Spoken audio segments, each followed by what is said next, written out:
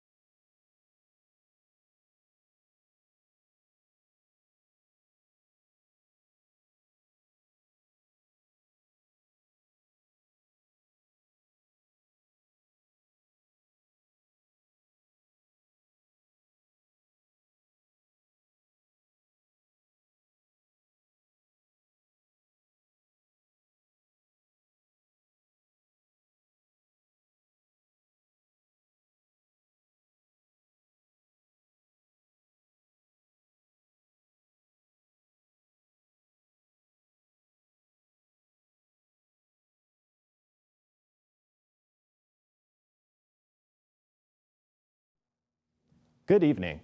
I'm Dylan Ebbs, your host for Capitol Crossfire's 2024 election coverage. And joining me for tonight's discussion are panelists Max Monson, Grant Ong, Rafael Rebucas, Mara Regal, and Dan Salim. From the GWTV studios in Washington, D.C., this is Capitol Crossfire.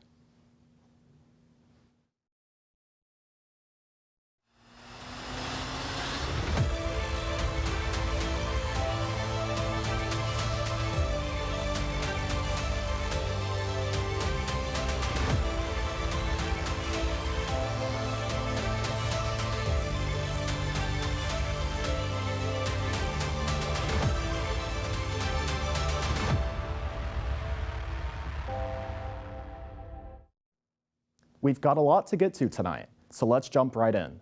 Polls have already closed in crucial swing states like Pennsylvania, Georgia, and Wisconsin, with more to come throughout the evening. So let's dive right into it. We're going to turn to our election analyst, Hayden, to break down the incoming results. All right, so we have 50 states, 435 congressional races, and 34 Senate races on the ballot tonight for Americans. So let's jump right in.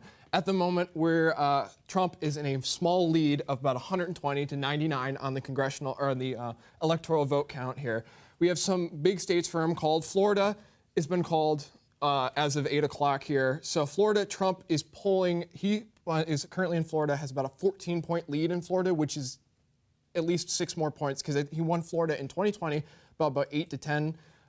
So he's polling much better in Florida. That's a big call for the Trump team tonight. And if we're looking for the Harris team, they're going to be pretty thrilled right now because they also have a couple of big calls as well. You know, they've taken Maryland, Illinois, New York just got called for the Harris team as well. I know Trump was trying, the Trump team was looking to see if they could pull some votes out of New York there, but it looks like the Harris team is going to pull New York as well. So big wins for both parties right now, but we are looking at some of our critical battleground states here. Let's take a look at Georgia, a big state here, big battleground state, currently has only 65% of the vote in, and Trump is leading it by a small margin, about 5 points. Now, if we take a look at some of the big counties here in Georgia, we take a look at Fulton County here. Fulton County, where Georgia, where Atlanta is located, big urban population.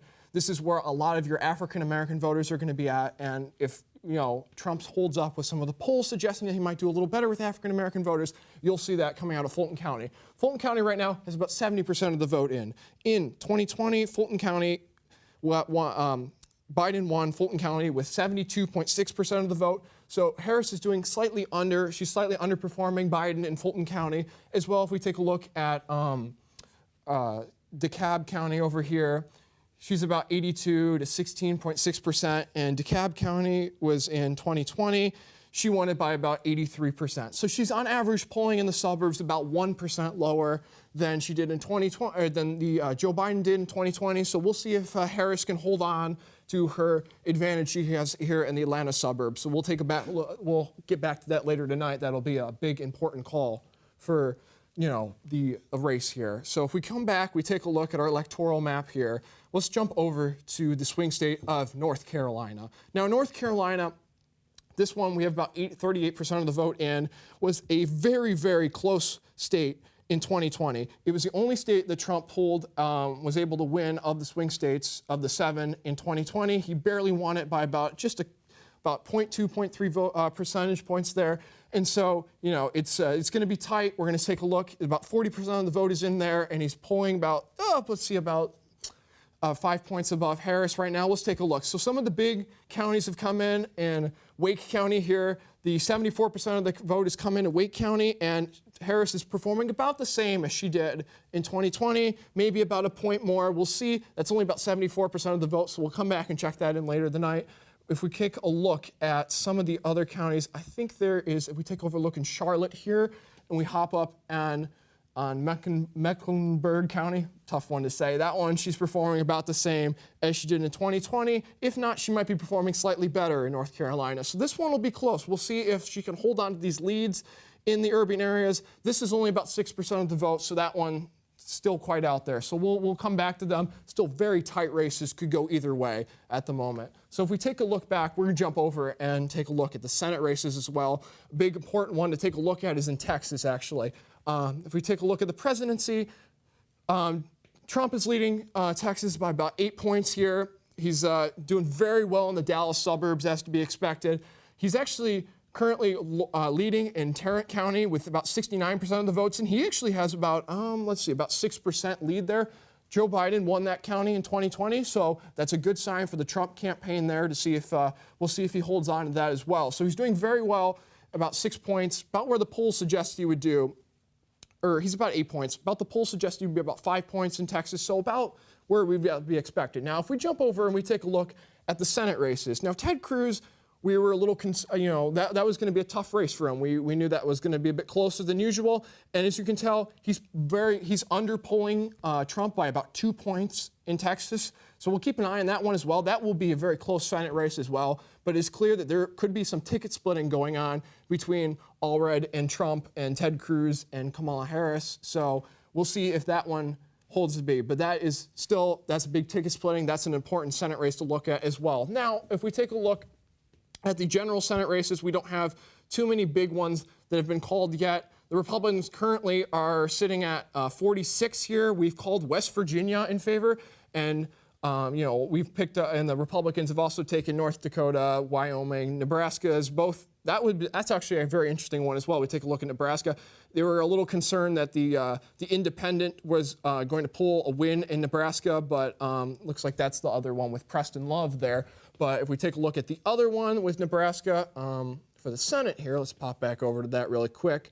Take a look at that one. See, this should be the one with the independent fella. Maybe not. I'm not sure. But either way, that one big call there for the Republicans as well. So they're currently sitting at about a 46 to 35 lead. We'll take a look at Montana later tonight. That one will not be closing until 10 o'clock. So we'll get we'll come back to that one. So I'll cut back over to the panel here. See what they have to say for tonight. Thanks, Hayden. With that, let's turn to our panelists, Max, Rafi, and Grant, to talk about what we're hearing so far. And I think one of the first things that really popped out to me looking at this is Florida. I mean, this is a state that historically always was kind of a swing state. In 2020, it moved a little bit more in Republicans' favor. Trump wins it by 5. Now he's up by almost 14. I mean, I just would be curious to know, what do you guys think is going on there, and why is the state becoming more Republican? And so, Grant, if you want to start our panel. Well, Florida, I think, is ultimately emblematic, I think, of what many regard as a very curious demographic swing in terms of the political support of both parties, which is the fact that college-educated whites have moved towards the Democrats, and non-whites, especially non-college-educated Hispanics, are moving towards the Republicans, which many find curious because Trump is seen by many progressives to be demonizing Hispanic immigrants. But I think if you look at Miami-Dade County, Clinton won it by 30 points in 2016. Trump won Miami-Dade County today. It's majority Hispanic, the Cubans. So I think what you're showing, what that's emblematic of is assimilation. It's a lot of second, third generation Hispanics, especially those who are English dominant, sort of identifying with traditional white narratives that Trump champions, rather than the people of color minority narrative. As they assimilate, their immigrant backgrounds becomes less salient, and they vote on the basis of other issues instead. Mm-hmm. I would just like to piggyback off what Grant said and said, I think that Florida's taught us very early on, even in 2016, just how much President Trump's support could often be underestimated by polling. This is a state that, 8 years ago, Sabato's crystal ball, among other data analysts, were saying that Hillary Clinton would win resoundingly. And I also think that it's important to know the brand of conservatism with which Florida is now adopting. Because if we look at a local issue with respect to the constitutional amendment to codify the right, codify reproductive freedom in the Florida state constitution, this barely was rejected by the Florida electorate. The AP has just called it. And I think that this speaks volumes to how much of a salient issue reproductive freedom continues to be, even in a now Republican stronghold like Florida. And I think it's a place where future political operatives in the state can actually move forward and capitalize on moving forward. Yeah, and to your point about Miami-Dade County, I mean, this is a county that hasn't been won by a Republican since 1988 when Ronald Reagan won it. And here we see Trump winning it by almost 11 points. Just 4 years ago, Biden won it by, I believe it was about 6 or 7.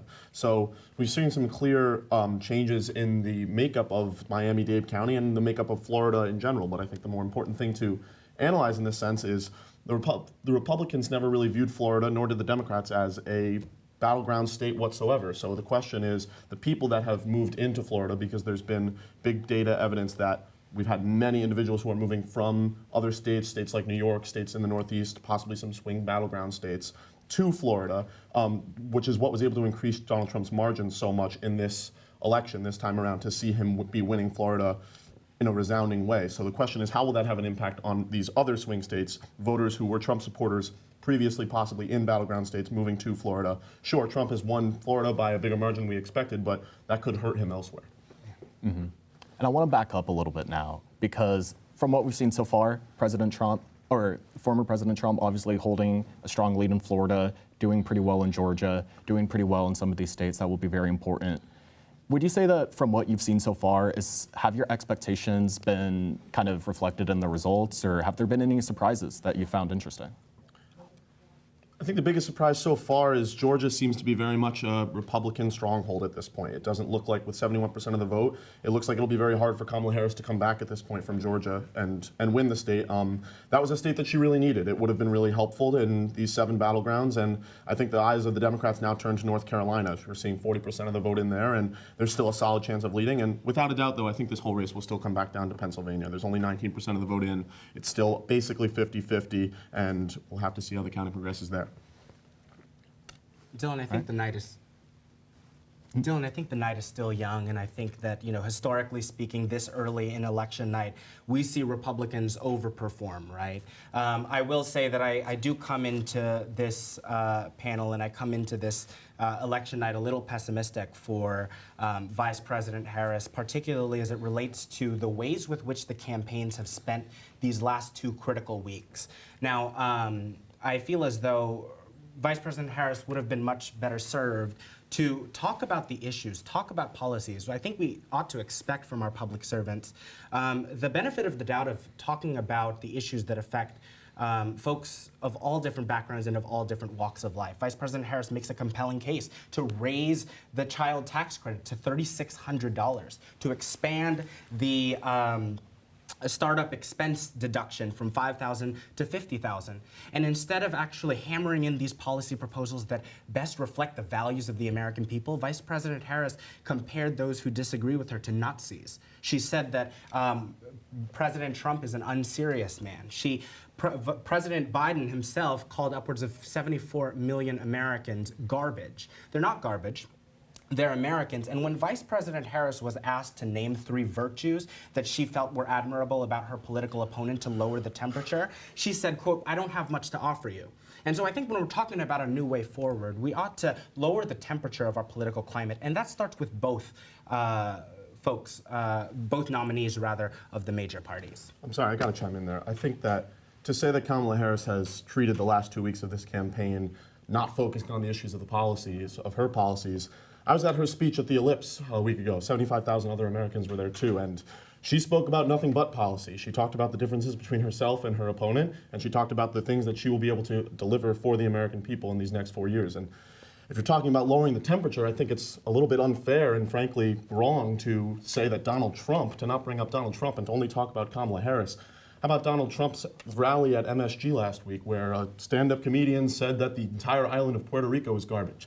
Donald Trump's not running against Joe Biden. He's running against Kamala Harris. And sure, you could talk about what Joe Biden said last week, but I think it's very clear in this campaign, I think it's probably clear to most of the people sitting here also, that Kamala Harris has done everything that she can to get Americans to vote for her based on her policies, whereas Donald Trump has been the one spreading hate and vitriol. I think there was a lot said there that's all correct. I think, first of all, I agree with Kamala Harris that Trump represents a threat to our liberal democratic political system. He incited a terrorist attack to try to intimidate our representatives into overturning our constitutional order. The image of those police officers shoved between glass doors in pain by those rioters, that's something that you see in third world countries as the Republicans would say, and not in the first liberal democracy in the world. It was overturning what Thomas Jefferson called our Second American Revolution in 1800, when there was a peaceful transition from one political party to another.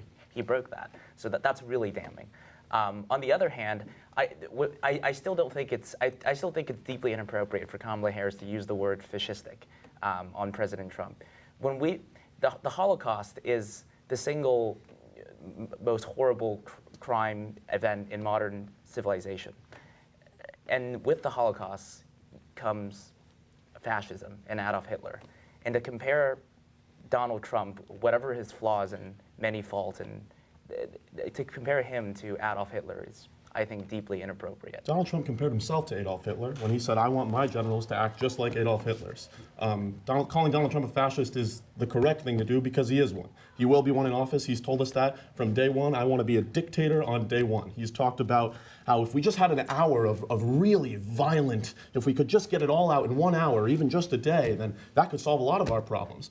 Donald Trump has made it very clear the fascistic tendencies that he would have in office. And I think calling that out to the American people is the right thing for Kamala Harris to do. I think it's important for her to tell the American people what they're truly fighting against. And Donald Trump will tell you himself, like Kamala did at her rally, she invited her supporters to attend Trump's rallies to see the crazy, mind-blowing rants that he goes on that have nothing to do with American democracy. You talking about policy. When was the last time you sat down and watched an entire Trump rally? I mean, there's barely any policy in there. He's talking about Hannibal Lecter, and he's having stand-up comedians call Puerto Rico garbage. Max, Tony Hinchcliffe is not running for president, unfortunately. I think that's what you'd want to hear in this panel. And by the way, let there be no question, I denounce 100% categorically what was said at the Madison Square Garden rally. I think it was atrocious, and I think that President Trump was right to distance himself, and the campaign was right to distance themselves from that. You brought up an interesting point about something that a disgruntled former Trump staffer had said, and I think the American people have had enough about hearsay. I think the American people have had enough about pointing fingers and shifting blame, and the American people want to talk about how can we put food on the table for our families. The American people want to talk about how we can send our children to the best schools in the nation. Go to Quakertown, Pennsylvania, or Janesville, Wisconsin. Go to my best friend's hometown of White Lake, Michigan. Or whether or not it's consequential to this election, I can introduce you to some of the most hardworking people in my hometown of Torrance, California. People who are worried about the security of their retirement, the security of jobs. And I think that this election is important because it is going to put on full display, specifically when it comes to how close this election is, it's going to put on full display which set of priorities that the American people are most comfortable with. Can you tell me Donald Trump's policy proposals to help those people they're talking about? I'm not here to defend President Trump. You're not here to talk about policy. What's the point of the election? But the thing is that, but here's the thing. I feel like you're sort of painting me as a Trump sympathizer for deigning to go against and push back against the very heated rhetoric of Vice President Kamala Harris.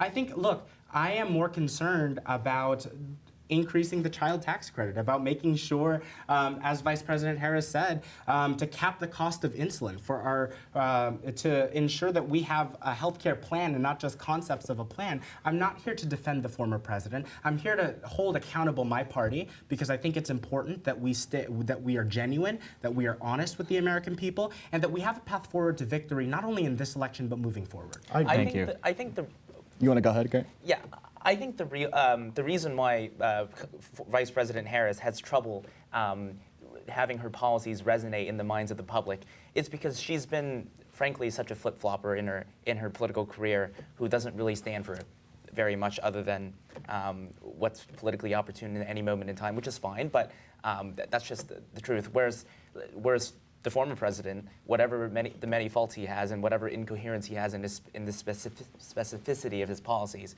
people know what he stands for.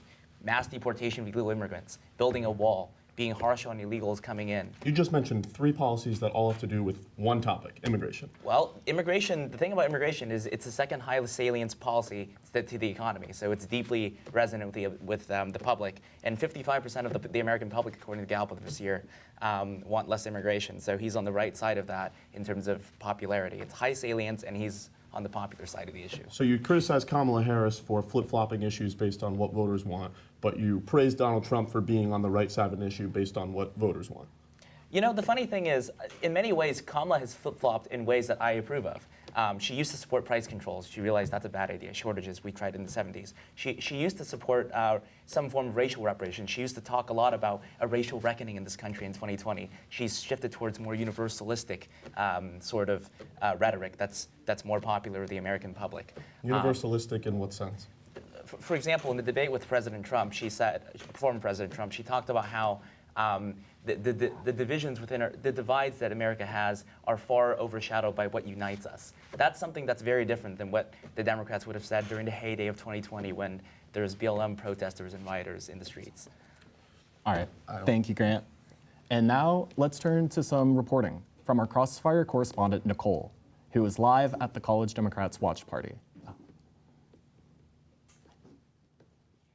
Oh, sorry about that. We're gonna turn to Peter Loge, our political expert and director of SMPA here at GW.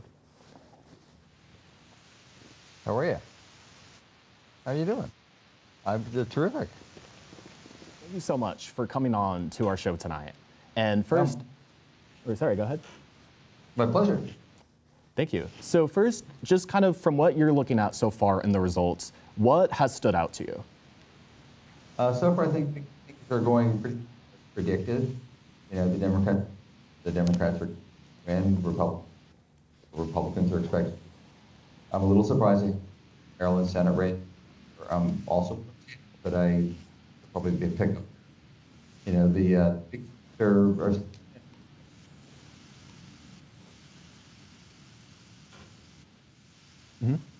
And I mentioned this earlier in the show, but one of the things I found really interesting was that shift in Florida, that this was a state very close in 2020. It's now becoming a pretty solidly Republican state. Former President Trump up by 14. The state has been called for him. You also look at him doing pretty well in Georgia, up by 6 with 73% of the vote in. Does it seem like there's some sort of trend of Trump maybe doing well in these Sunbelt states? Well, Republicans in Florida for a while. They're doing increasingly well down there. Georgia yet. What hasn't come in yet. Historically, Republicans well in the Senate years. Georgia's close. We'll see what happens in Carolina. You know, I hate to shift in America 9-20 tonight and 20. All right, I think that's all the time we have for you, Professor Loge. Thank you so much for coming on Capitol Crossfire. Always a pleasure. Good luck tonight.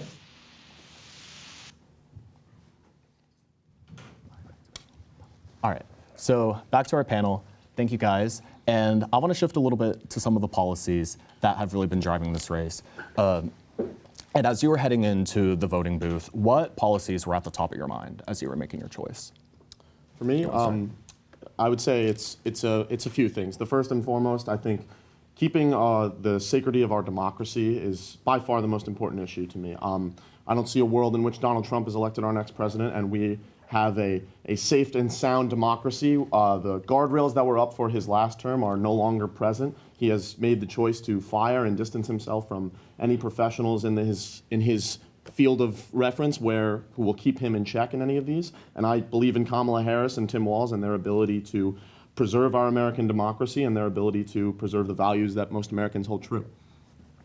I think for me, the rising cost of living, and particularly for me, the rising cost of home ownership, coming from the state of California, a suburb in Southern California, when you look into a classroom in Southern California, you'll see that if you just go into a standard sized classroom with 27 students, 15 of those may never own a home in their lives. That's a damning statistic. And it's important that we address it meaningfully. I think that Vice President Harris is on the right track when we're talking about giving financial assistance to homeowners or to first-time home buyers. And I think that when we're talking about the cost of living, it's an issue that doesn't just affect young people. It's an issue that affects people of all different ages and all walks of life across our country. And I think that, again, the American people tonight, are going to be sharing who they trust to address this very important issue moving forward in the next 4 years. Well, my top issue is the sustainability of our federal entitlement programs, namely, especially Social Security and Medicare, because of the aging composition of our country. The Social Security trustees report and the Medicare trustees report talk about how by the mid 2030s, both will run into fiscal solvency problems. Social Security, I think by 2032 or 35, either one of those. There will be an automatic 30%, if nothing happens, we assume nothing happens, there will be an automatic 30% cut across the board for all recipients. So there's clearly something that has to be done now about that, although there's no political will about it. But so because there's no political will about it, my number one issue is protecting democracy from Trump and his desire to bring it down. So that's why I voted for Kamala Harris, even though I deeply disagree with basically all her policies. I'm hoping for divided government to make sure she doesn't do anything. Thank you, Grant. I think now we're going to turn to our Crossfire correspondent, Devin, who's live at the College Democrats Watch Party. Devin, what are you hearing?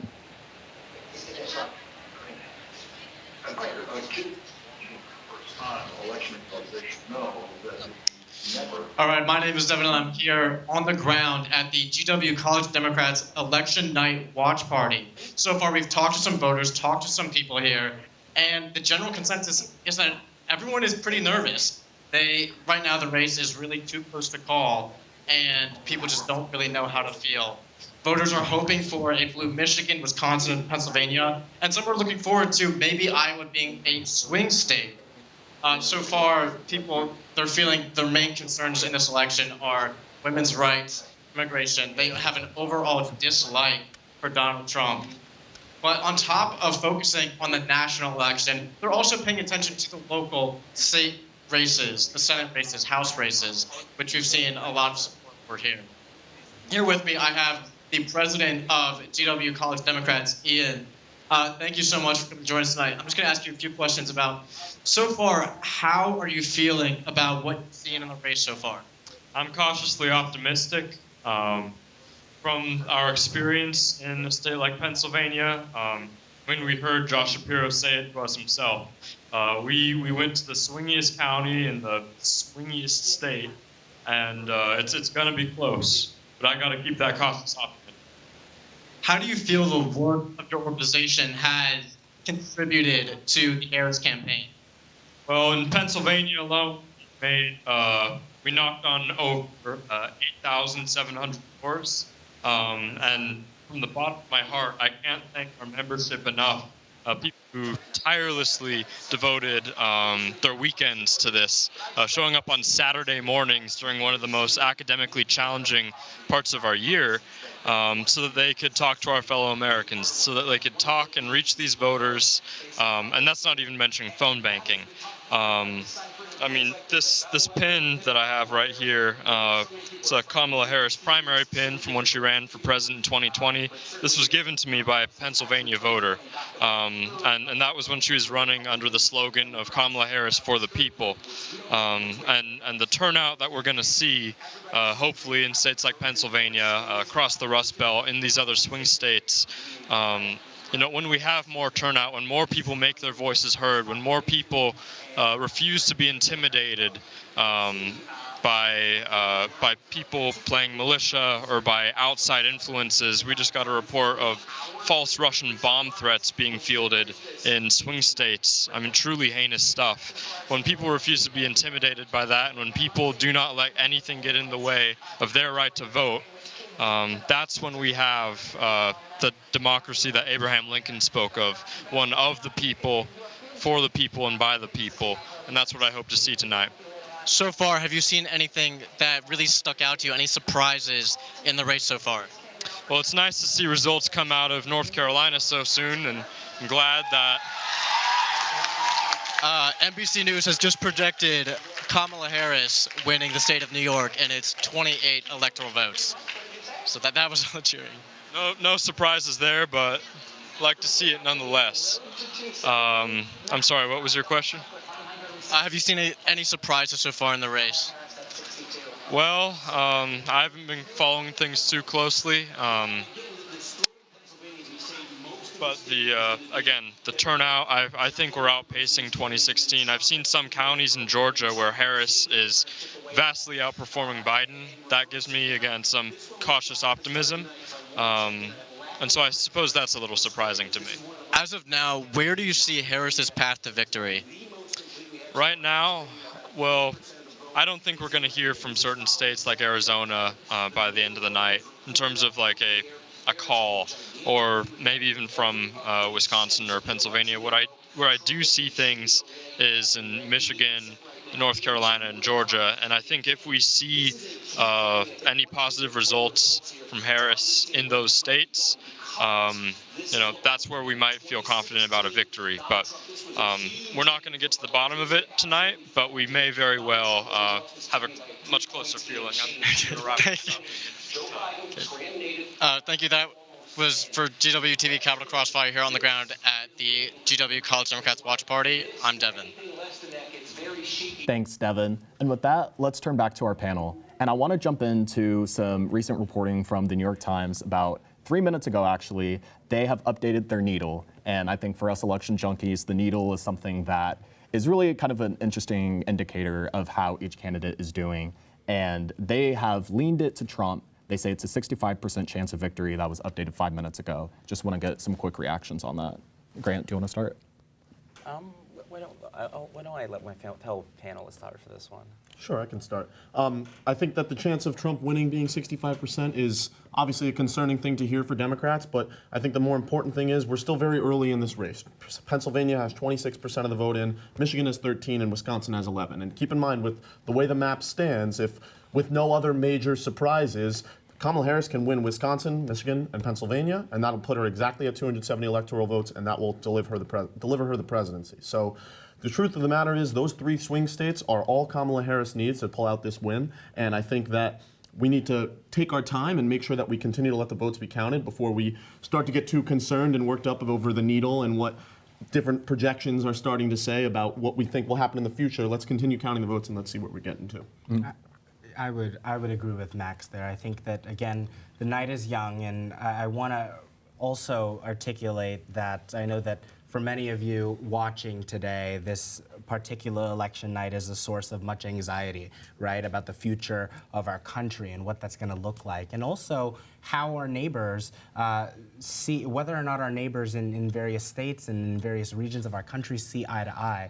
And I think it's important to take a step back and look not at what pundits and operatives say, but to take a moment to take a breather and understand that the numbers we're seeing when it comes to what we refer to as ballot dumps or what we refer to as a tick in the scale, these are, I want to remind those watching today and my friends on this panel that these are real people. These are real people with real lived experiences who are making a statement about which set of priorities they feel most comfortable with. And I think that's something that should, or at least something that I'd hope would ease the emotion in the room here today.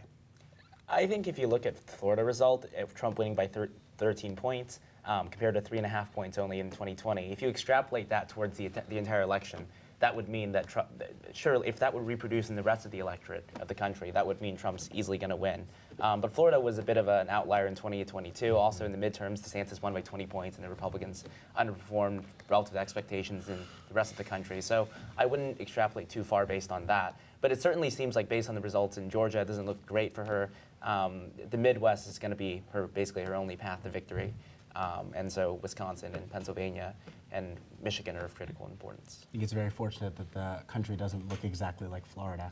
But I will say something particularly interesting about that. Something that I found fascinating is how much of a microcosm of the nation Pennsylvania is, with rural, urban, and suburban communities, with folks, many undecided voters across the state. And definitely we have young folks, we have older folks who have different priorities. And I think that Pennsylvania, I would argue, is one of the states in which unlike many of the other swing states we're seeing, doesn't necessarily embody a particular national issue. They're sort of very concerned about a whole host of different things. So I think it's unfortunate for us who follow politics as closely as we do to look at Pennsylvania and not necessarily expect the result until later in the night or even later in the week. But I do think it's important because, as many are predicting, as Pennsylvania goes, will so go the rest of the nation. Yeah, that's what I've been saying for more than a few months now, that I think Pennsylvania is the deciding swing state in this election, without a doubt. I also just wanted to get back to a point that we were talking about a little bit before. You mentioned you wanting to be able to make sure we're encouraging our politicians to act in ways that we want to, and encouraging our parties, even the parties that we identify with, to follow our values in ways that we feel necessary. And I agree with that. I think an important thing to remember, though, is that in order to push our politicians to behave in ways that we want them to, in order to properly protest, we have to get them in office first. And I agree that there are issues that Kamala Harris has, or there are stances that Kamala Harris has that I strongly disagree with, that I think that we need to be able to push her on. However, we can't push her on any of these issues if we don't get her in the White House. So I know most polling has closed at this point, so I can't really make a pitch to voters anymore, but just as far as the issue goes as a whole, keeping in mind that I agree that sometimes we need to recognize the faults of our own party and the shortcomings of our own party, but we can't address those shortcomings until we get our politicians in office and can encourage them from there. All right, thank you, Max. And we'll have more to come with our panel. But now let's see what some of the races are to watch as we see more results come in. So let's take it to one of our election analysts to break down what we're hearing. As we approach the upcoming election, several Senate and congressional races are shaping up to be highly competitive, highlighting the intense political landscape across the country. Let's start with Congress. In Alaska, Democrat Mary Petola is the first Alaska Native in Congress, and she is facing a tough battle to retain her seat after winning by nearly 10 points in 2022. She's up against Republican Nick Begich III, who is eager to reclaim the seat in Alaska's ranked choice voting system. In Arizona's 1st District, 7-term Republican David Schweikert narrowly defeated Democrat Amish Shah in 2022, and is now banking on voter turnout influenced by abortion rights. In the 6th District, 1st-term Republican Juan Ciscomani faces a rematch against Democrat Kristen Engel in a race focused on border security and reproductive rights. California has several closely watched races. Freshman Republican John Duarte won his seat by just 0.4%, and he faces a rematch against Democrat Adam Gray. In the Central Valley, David Villado, a Republican known for his independent streak, faces Democrat Rudy Salas in another tight race. Moving to the Midwest and beyond, in Iowa, 2nd-term Republican Mariannette Miller Meeks is challenged by Democrat Christina Bohannon, focusing heavily on abortion rights.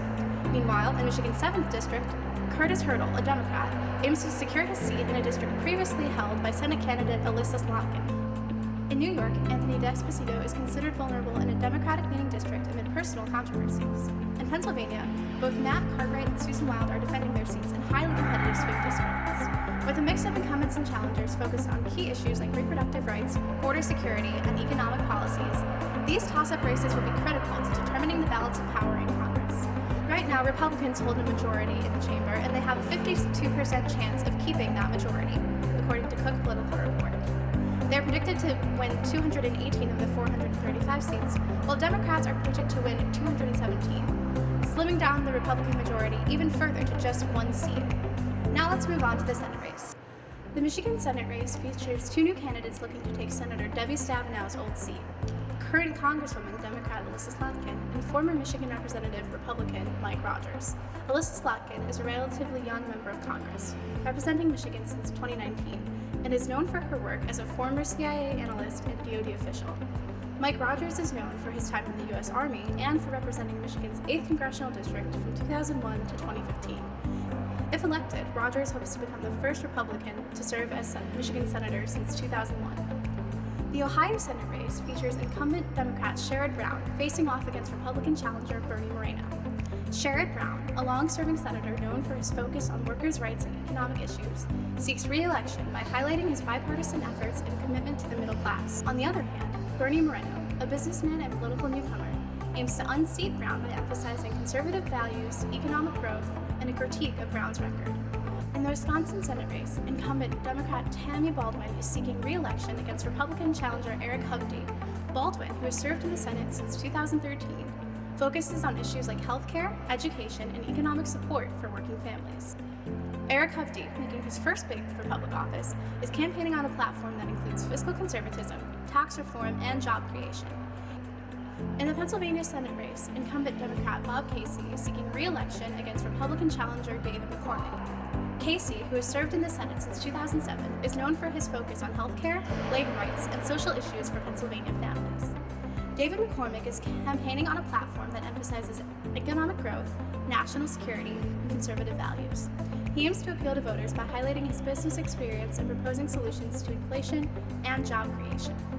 In Nevada, incumbent Democrat Jackie Rosen is running for re-election against Republican Sam Brown, a veteran and Purple Heart recipient, business owner, and also a political newcomer. Rosen, who has served in the Senate since 2019, focuses on issues like health care access, economic recovery, and veteran services. Sam Brown is campaigning on a platform that emphasizes fiscal responsibility, job creation, and support for law enforcement. In Arizona, Democratic Representative Ruben Gallego is challenging Republican Kari Lake. Gallego, a U.S. representative since 2015, emphasizes his commitment to health care, economic equity, and climate change. Kari Lake, known for her alignment with Trump-era politics and her strong messaging on immigration, positions herself as a champion for conservative values.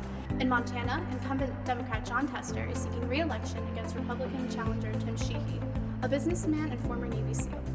Tester has served in the Senate since 2007.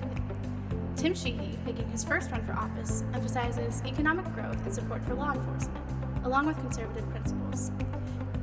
The race continues to strongly favor Sheehy, which would mean that for the first time since the early 20th century, both of Montana's Senate seats would be held by a Republican. In the Senate, Democrats are looking to uphold their majority, where Republicans are looking to take it over by flipping seats in states like Montana, Ohio, and West Virginia.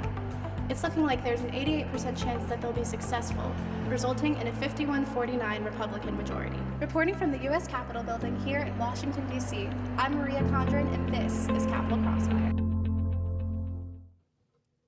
It's been a while since we checked in with our election analyst. Joan, what are you seeing?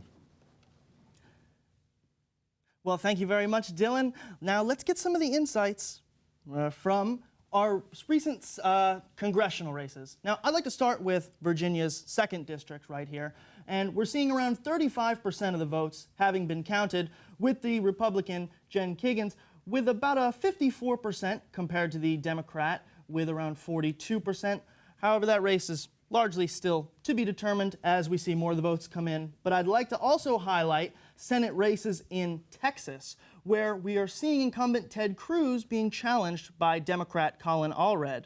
Now, recently, Colin Allred has gotten the endorsement from Liz Cheney and other large anti-Trump Republicans. So we will soon see, as more of these votes roll in, they're fairly neck and neck. But I'd like to get into now what the elephant in the room largely is, the swing states. So I'd like to start with North Carolina.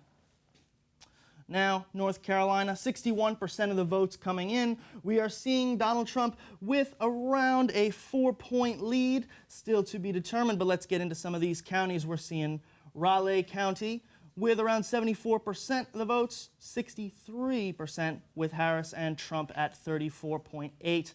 Now, Charlotte, additionally, we're getting 61% to 36%. These large Democratic counties, largely important for Harris. So, now I would like to, if the board will cooperate with me, get into Nevada. Now, Nevada is definitely going to be a state where it will take a while. We're unsure how exactly we're going to really get that in. Still, by and large, quite slow. Now, getting into Wisconsin, we're seeing Harris at around a slight lead over Trump by about 3 points. However, that's 22% of the vote counted. Now, getting into some of the counties, of course, we're seeing Madison, Milwaukee, some of these larger cities with around 43% and 25% respectively, with Harris largely in the lead over Trump. But we go to Waukesha County, which in 2020, Trump led by 59%, and we're seeing similar trends as it was in 2020.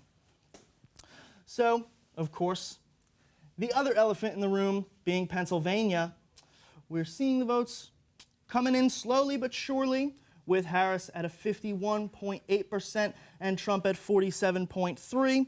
So again, neck and neck with 32% of those votes counted, largely in some of these urban areas. Philadelphia County, we see Montgomery County, 72, 82% for Harris, all very well. And we've got Pittsburgh, Harris leading there too. Now, some of these more rural counties, the Carbon area, large leads for Trump. However, all still to be determined as the votes roll in slowly but surely. Next, getting into Arizona. Not too much events coming in from Arizona, but looking at some, if any, it's been coming in. Not too much. Now, getting into Michigan. Michigan, seeing a large population of Muslim voters who were turning out for Trump. Going into some of the individual counties, of course, we're seeing Oakland County with the Detroit area having a large lead for Harris so far, or with around 53% of the votes being counted. Getting into Kent County.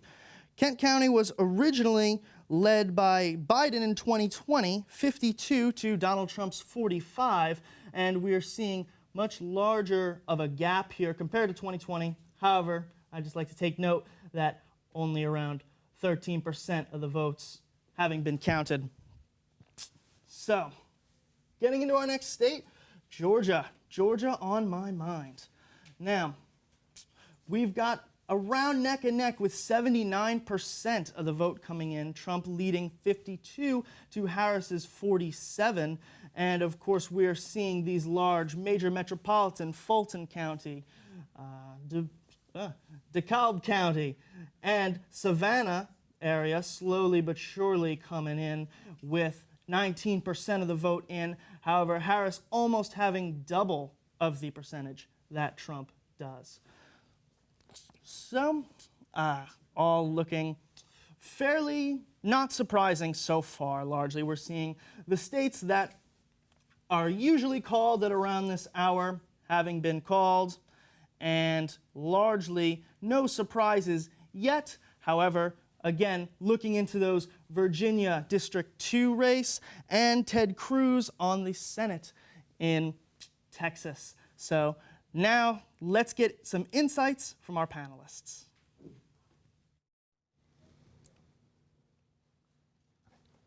Thank you, Joan. And we're actually going to turn now to some of our producers who worked on a segment to poll students on the election. So let's hear what GW students had to say.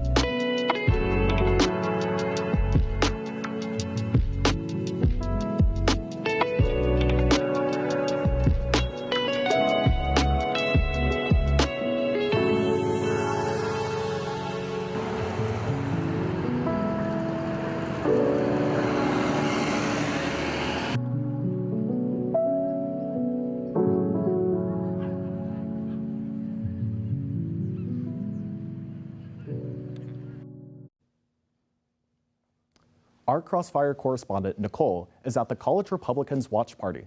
Nicole, what can you tell us?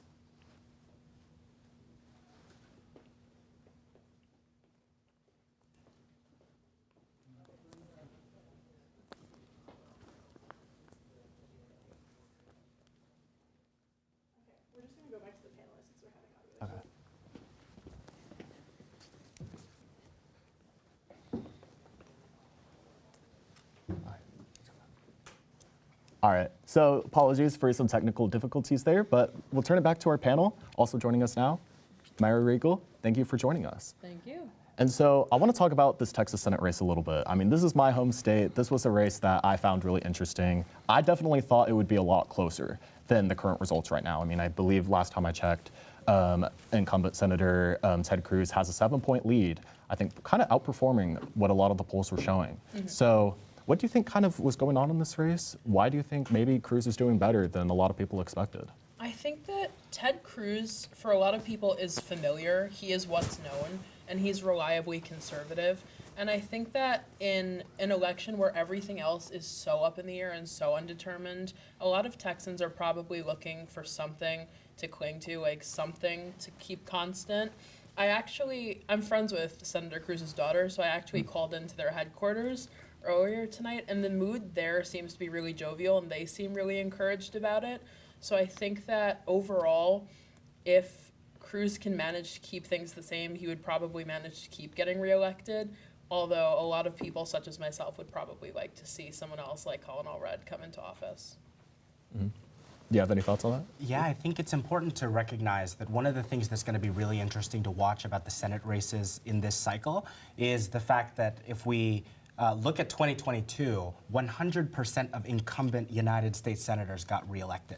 That tells you something about the political culture, and I think the premium that voters place on maintaining their seniority in the United States Senate, especially when you're looking at an institution that values senators having served for extended periods of time. Senator Cruz is running for his 3rd term, and I think that honestly, the night feels very reminiscent of 2018 when he was challenged by Representative O'Rourke. And you know, I know that there were many of my friends, myself included, were particularly optimistic about that race. Obviously, it didn't turn out the way we wanted to. But again, I think ultimately, Senator Cruz has the incumbency advantage, and that can't be understated in a United States Senate race like this one. Yeah, absolutely. And I think that this speaks to a big issue that we've had for a long time now, since in the Trump era, which is a real problem with American polling. And there have been numerous efforts to try and see what the issue was. Post-2016, many experts thought that it had to do with underestimating the importance of balancing polls based on education status. There have been more adjustments made, and people were really optimistic, and experts were really optimistic about the accuracy of the polls this time around in 2020 and 2024, sorry. But unfortunately, it seems like we are still at a point where there's a fundamental issue with polling here. There was a poll out just this past week in the Texas Senate race that had Ted Cruz up only 1 point, and we're seeing a 6-point lead right now, and that lead continues to grow. So with 60% of the votes in, we'll just have to see how the rest of the 40% works out there.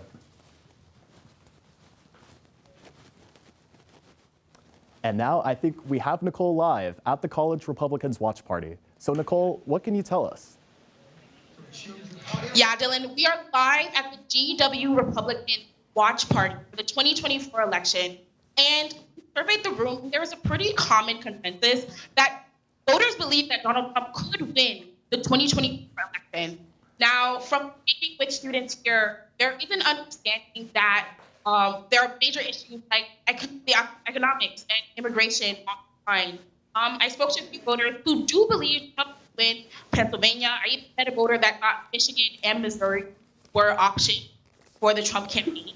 I did meet a couple that, while not Trump, they are anti-terrorist. They feel like our politics are far left and they don't align with beliefs.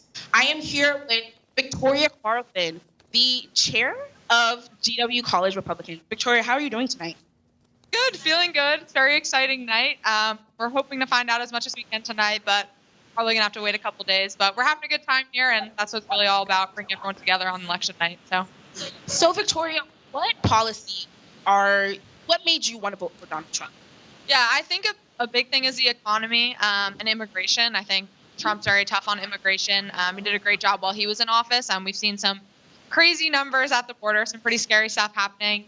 And then, even I'm from New Jersey, pretty close to New York. We're seeing a lot of immigrants moving into New York, a lot of increasing crime there. And then obviously economic policy is something that's really important to all Americans. People can't afford to put food on the table. People can't afford gas to get to work. So those are the issues that we think really matter. So that's why a lot of us are supporting Donald Trump. And of course, we know you're expecting Trump to win, but what states do you think he has a possibility of taking this cycle? I think, honestly, some of us are cautiously hopeful for Pennsylvania. I think we're actually really excited about Virginia. He's performing a lot better than I think a lot of people thought he would. Honestly, hopeful about Nevada. What happens in Arizona, I'm not hopeful, but we'll see. But yeah, Wisconsin really is a toss-up. But I mean, we're just trying to stay hopeful and really just have a good time tonight. And saying a lot of prayers and just being hopeful. So Most assessors think that the election is pretty close. Right now, Trump is in the lead. Is that making you? I mean, yeah, but if you look at it, I mean, a lot of the states no vote blue have not put up any results yet. I think the early lead is kind of, we know that was going to happen. I don't think anything out of the ordinary happened again. So, I mean, we're cautiously hopeful, like I said. So, thank you so much, Victoria. Yeah, Dylan, the energy is really ramping up here tonight. Back to you, Dylan. Thanks, Nicole. We've almost are at 10 o'clock, which means that we're waiting to hear from Nevada. Yeah. All right, so we're actually going to shift to our panel. It's almost 10 o'clock. Polls are going to close in Nevada, another really important swing state. What are you guys thinking about kind of the state of the race in terms of Nevada? Who do you think might be favored right now? Nevada, we have no data from Nevada yet because the polls are not yet closed, so I don't think you can say a favorite other than what we had going into tonight. But with only 6 electoral votes, I think the other swing states are significantly more important to focus on for these two campaigns. Pennsylvania, as we all know, Michigan, Wisconsin. Georgia and North Carolina seem to be really firmly in the Trump camp at this point, so I'm sure that the Harris administration is more so, the Harris campaign is more so looking at those other 3 Midwestern states. I also just wanted to take a moment to recognize a bit of history that we've had in the last 10 minutes, where NBC News projected Sarah McBride was won Delaware's at-large U.S. House seat. She'll be the first openly transgender person to serve in the U.S. Congress. It's a historic moment for our country. It's a historic moment for the civil rights of the LGBTQ community, and I just figured we should take a moment to recognize that tonight. Yeah, thank you for bringing that up. It's also really important to acknowledge that the first Korean-American senator was also elected to the Senate tonight, Andy Kim in New Jersey, which that's where my family lives, so I'm actually really proud to have a diverse candidate representing a state that values history and diversity and all of those kinds of important details that we've been lacking in the past. It's really, really great to see. Yeah, and you bring up the Senate, and I know Texas was something we were talking about before, and that was a hopeful pickup for the Democrats, but more importantly, it's very important for the Democrats to hold Pennsylvania and to take Bob Casey's seat, the incumbent there, and John Tester running for re-election in Montana. Those polls will be closing in just a minute now, so taking a look at those Senate races with 40% reporting, Bob Casey's still up there, and if the Democrats want any chance of controlling the Senate after this cycle, they're going to have to win that seat, and it's still a little bit too close to call. All right. We're just 1 minute before we get the first few ballot dumps from Arizona and Nevada. I know you were talking about Nevada. And I think it's really interesting to think about this particular election as with different swing states. And I think this is almost unique to the 2024 presidential election, where we're seeing different states sort of be symbolic of bigger national issues. I think there are a lot of political operatives who say that for Nevada, it's the economy, it's the affordability crisis. For Arizona, it's the border. And I think that what we'll see as what the results that we see from these particular states are going to be a temperature check that have long withstanding consequences for Republicans and Democrats moving forward. Whether or not the rhetoric relating to the border is exciting moderate Republicans, historically moderate Republicans in Arizona, and whether or not the promise of a new way forward as it relates to approaching the American economy under Vice President Harris's potential administration, what that looks like for voters in Nevada. And thank you for that. And so it is now 10 o'clock on the East Coast. which means that we've reached the next round of poll closures. Isabella, what are you seeing on the map? Hi, I am so happy to be here, and thank you for tuning in to Capitol Crossfire's last live coverage. The New York Times predicts that there's a 70% chance that Donald Trump will win this election, and I imagine the college Republicans are very happy right now. There's 2 states that the Trump campaign hoped to flip red this election: Virginia and New Hampshire. They failed to do so in New Hampshire, but there's still a chance for him to do this in Virginia, where he has a slight lead. If this trend continues, it bodes well for his campaign and his chances of returning to the Oval Office. By accomplishing this, it shows his strength in Democratic strongholds, and if it extends to other states, it'll be a very good night for him. Let's take a look at Michigan's Eden County, where currently 73% of votes are in. Sorry, one moment. With Trump at 58% and Harris at 41%, comparing this to 2020, Trump carried this county by 0.7% of a point. This bodes very well for the Trump campaign. This pattern is also being seen in Pennsylvania. For example, in North Cumberland County, Trump is currently at 74%. Let's return to the map.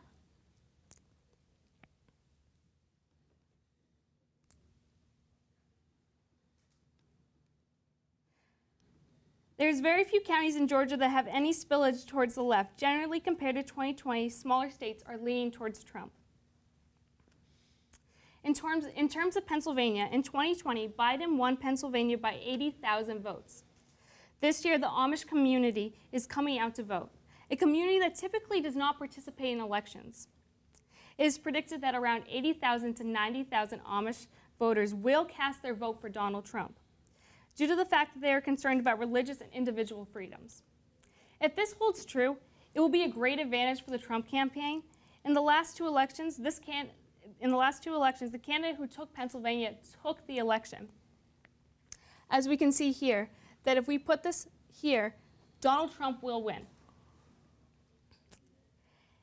There was a lot of concerns around the Madison Square Garden incident, where a comedian spoke negatively about Puerto Ricans. Pennsylvania has the largest Puerto Rican population in the country, and people have been concerned that this would harm the Trump campaign. However, as seen with Miami-Dade County, this is not going to happen, or most likely. This county is traditionally lean blue, and Trump has won this county. It is too early to say whether this will lessen his support for Latinos in other states, but I do believe that he has an advantage in this race. Thank you so much. Thank you, Isabella, for that. And now we're going to turn back to our panel. And I want to kind of lighten the mood a little bit. One of the questions that one of our GWTV reporters put on a document as we were brainstorming is, if both of the candidates was a GW student, what would their daily order be? I know, might take a while to think about. Hard-hitting journalism. Hard-hitting journalism, exactly. If anyone has any thoughts on this, feel free to go ahead. I'm not sure what she would do, but I feel like Kamala Harris would opt for something with a little bit more spice to it, maybe something with a little bit of sriracha. Okay. I could see her doing maybe some kind of bacon, egg, and cheese thing, but with a twist on it, something like that. Because she's not the kind of person who's gonna go for something more bland. She's gonna want something exciting. Mm-hmm. What type of bagel though? Ooh, okay. See, I think because she values a little bit of spice, a little bit of flavor, a little bit of excitement, she would go for maybe an everything bagel. I think that might be the vibe. All right. Yeah. I'm a New Yorker. I have strong opinions. I love that. Yeah. You want to? Sure, yeah. I think if you're looking at, I think back to J.D. Vance in a donut shop where he had just about no idea what was going on. I could see him ordering bacon, egg, and cheese on a cinnamon raisin, something crazy like that, with no idea what he's doing to be show any sort of normalcy in the level of placing a simple food order, just like we saw in that donut shop a few months ago. Yeah, I don't know. I think that's it's an interesting question. What's the closest to something offered at McDonald's? That's, I think, what Trump is going to opt for. Right. Mm-hmm. As we've learned, at least recently, he's a big fan. He's a big fan. I want to change the question a little. I think President Trump is more likely to go to the deli, and I think Vice President Harris is more likely to go to Thurston, right? Because Vice President Harris would show up to Thurston, shaking hands, smiling, laughing with everyone, sort of cracking a joke with the, with the dining workers at Thurston Hall. And I think President Trump just has way too many dining dollars to spend, and he's just going to go to the deli every day. Yeah.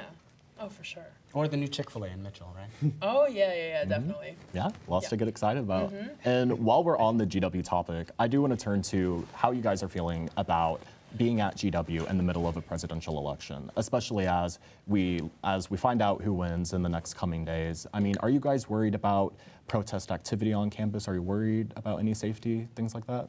Absolutely. I think everyone is a little bit on edge. As you know, we had no classes today, university holiday, and I already know of some friends who have had some classes canceled tomorrow, and at least my professors gave me some warning that they've gotten word from the university to be aware that we might be having online classes on Wednesday, we might be hybrid, we might be remote in some sense. So I think there's definitely a strong sense of tension on this campus, but to your point about experiencing an election here at GW, just a few blocks from the White House, it's part of the reason I think a lot of us came to this school in the first place. I think it's been a really excellent thing to see kind of all of campus shut down, but also get very lively kind of all at the same time. And a lot of that will depend on how the rest of the race goes tonight. But I think without a doubt being here in our nation's capital and seeing the Kamala Harris rally a week ago with over 75,000 people attending that was a truly uniquely GW experience, and it's been really cool to be in the heart of American politics in such an important moment in our nation's history.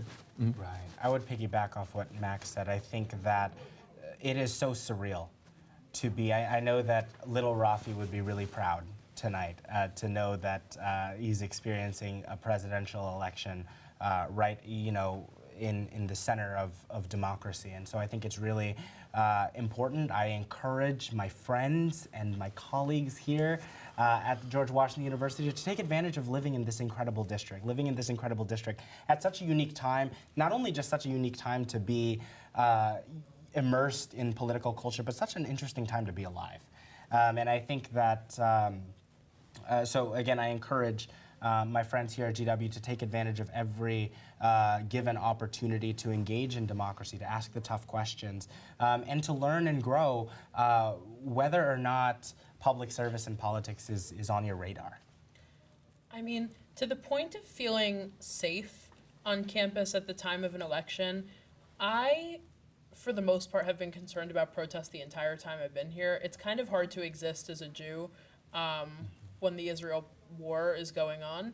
So to the point of safety, I don't really think that I could get more concerned about my safety than I've already been, but it's been helpful knowing how much security there is around this campus, that we have GWPD, DC police, Capitol Police not too far away, and Secret Service kind of everywhere all the time. So for the safety thing, I'm not more concerned than I typically am. It is alarming seeing the CVS get boarded up a little bit, but I do feel incredibly lucky at the same time to live in such an important place at such an important time.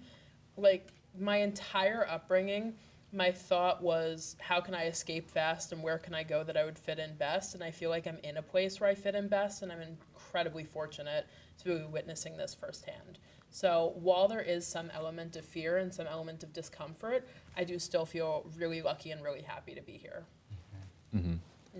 And now I want to talk a little bit in the future, thinking about the inauguration. And I have an interesting question for each of you. I want you to think about, if your preferred candidate loses, would you go to the other candidate's inauguration? Does that make sense? You want to start? Absolutely, yeah. I think I remember saying I was going to say 4 years ago, I'm a senior here, more than 4 years ago when I was applying to be a student here, saying how cool it would be that I know if I get to go to this school, I will be in classes, I'll be here as a senior at the inauguration. Obviously, if I haven't made it clear yet enough tonight, I hope that it is Kamala Harris that will be at that inauguration. It will be an historic moment in our nation's history no matter what. And I know I'm someone who will be tuning into the speech no matter what, whether that be on television or not. And I think even if it is for Donald Trump, it's something that I would want to witness in person because I have the opportunity to, and because it is a unique situation that we're in here at GW. And I would want to go and watch that in person if we have clearance from everyone that we think it will be a safe and peaceful event, which if Donald Trump is the one who's getting inaugurated, I'm not so sure that we could say that with full confidence. I would absolutely show up to the inauguration if given the opportunity, no matter who gets elected tonight. I think it's particularly just awe-inspiring, the resilience of our institutions and the resilience of American democracy. And I think regardless of who wins, the set of priorities with which the American people chooses tonight is independent from how strong our institutions are and the peaceful transition of power that we hold so dear.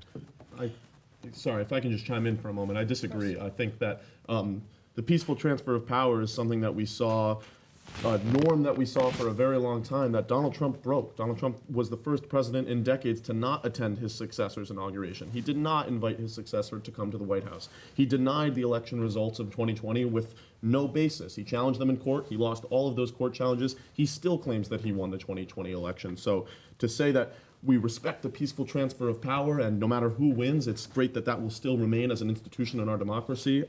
If Donald Trump wins tonight, there's no telling that that will remain. In fact, I think you could very easily say that Donald Trump will make sure the peaceful transfer of power is not. We can jump to that in a second. Mara, I want to get your thoughts on the question.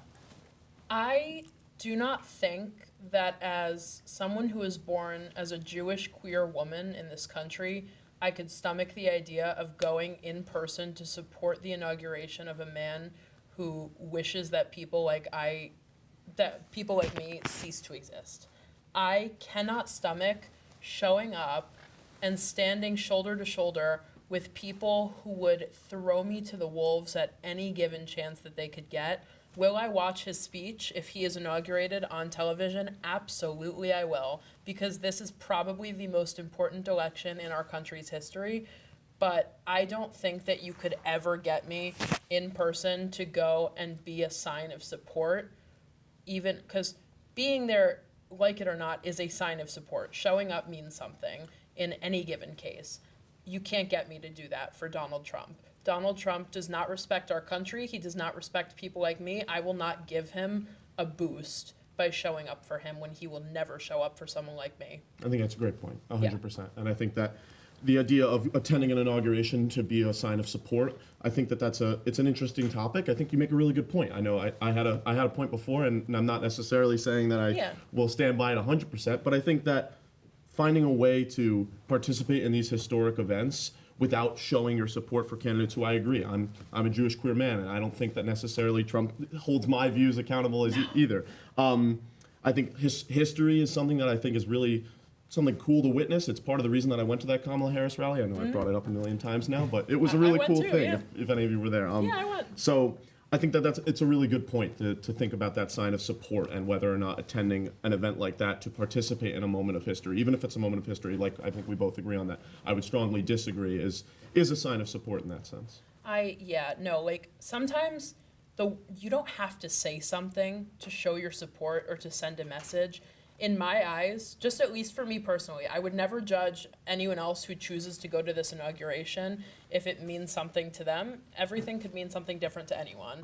However, for me personally, showing up to that inauguration would almost be showing being complicit in what he's doing to our country. Before Donald Trump was a candidate for office, we did not have these ridiculously divisive elections and this neighbor-on-neighbor crime that we see of everyone bashing one another. Now, were things a little bit uncivil before? Sure. Were there racist politics when Barack Obama ran for office? Absolutely. But Donald Trump has done something irreparable to our country, and you could never, ever get me to stand in support of that man, verbally or not. I'm not disagreeing. I just have to jump in for a second. We are going to turn now to another package that we had, but thank you guys for your insightful comments. We want to hear what some more of our GW peers had to say about their thoughts on the election.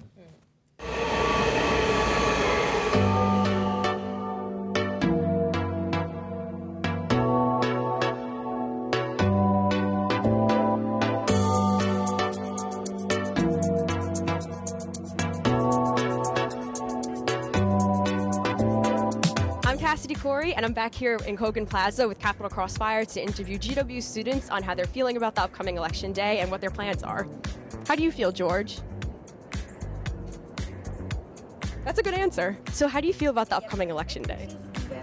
It's going to be another day, I suppose, but no classes. That's exciting. I'm feeling really good. I'm a little nervous, but I'm also excited. I don't know, big time for everyone, and I'm excited to see what the election brings. I'm feeling very confident. I think Republicans have outlined their policies over the past few months, which has been really, really good. I'm very excited with Election Day coming up, and this is my first Election Day in DC, so I'm very excited just to be like in the middle of everything. I'm feeling a little nervous, to be honest. I'm feeling a little anxious. I actually just voted today for the first time ever, so I'm feeling really excited. Pretty nervous about which way it goes, but overall just excited about it. I guess for my plans, just stay inside the dorm, and I've had a lot of friends come up to me and ask, like, oh, do you think classes are going to get canceled the next day or like 2 days after? And obviously, time will tell. So do you guys think being at GW and just blocks from the White House is adding to your election day experience? I definitely think so. I mean, we went to a rally the Kamala Harris rally the other day, and I feel like that was like, oh my gosh, never done that before. It'll be like a very unique moment because we're so close, so we get to like kind of see it in real time, and because people at the school are so politically involved, it'll be interesting to hear different opinions and see the outcome of people's election decisions. I don't know, I will be staying in my dorm because I don't want anything bad to happen. I went for a bike ride this morning, and I see how many barriers they've been putting up around the city, like wood on the glass and the doors on all the buildings down that way, the barricades around the White House. I'm kind of nervous, like safety-wise, because with like being close to the White House. So I imagine it's probably not going to be a very fun day or, God forbid, week. Like, I live in Thurston Hall, and it's like a couple blocks away from the White House. So I think being here so close to everything is definitely going to be a unique, probably once-in-a-lifetime experience. Especially like as a Corcoran student, like all my classes are in the Flag Building, which is right across the street from the White House. It's really one of those #only at GW moments. I've never been to inauguration. I would love to be in inauguration, to be at one. And as you said, all these political demonstrations, protests, it's really an experience that you can only get living in DC, and especially Foggy Bottom, DC. Election day, obviously, there's going to be a lot of protests constantly, 24/7. Like, as we've seen before on GW campus, like it's in the environment.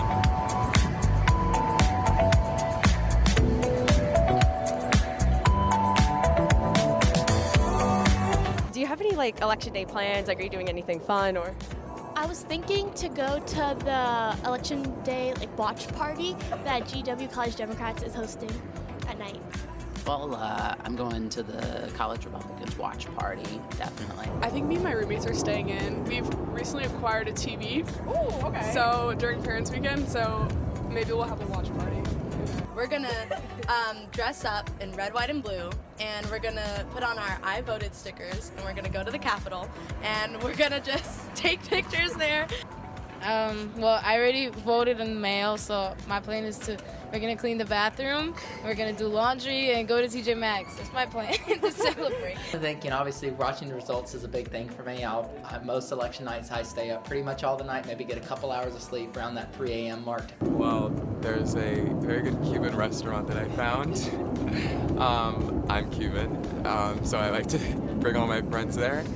Everyone's gonna have a good time talking politics, seeing the election map turn to different colors of red and blue. So I think it will be a great experience. Well, I get to vote in person on election day. Maybe I should have voted early, but I'm busy. So I'm gonna go down to the polls, and I'm making my friends come with me, and I'm gonna vote, and then we're gonna watch the election on TV in our lounge. So it seems that a lot of students are very excited for the election, but are also a little bit nervous. And a lot of students have plans to attend watch parties throughout campus with their friends. This is Cassidy Corey for Capitol Crossfire.